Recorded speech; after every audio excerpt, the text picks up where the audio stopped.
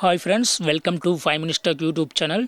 Here is Lenovo Tab M10 tablet. In this video, you will learn how to deactivate or turn off raise to wake in your tablet Lenovo Tab M10.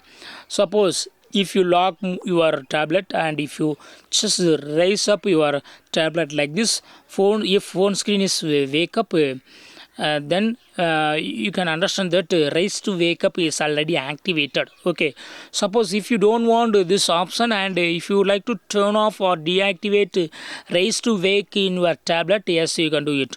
What you have to do is go to the settings of your tablet here, then go to display, then go to display here, then here just to turn off raise to wake. Now if you lock your phone, even if you raise your tablet, phone screen will not wake up. See here. So in this way you can easily deactivate or turn off raise to wake in your tablet Lenovo Tab M10. That's all friends. Thanks for watching. Bye.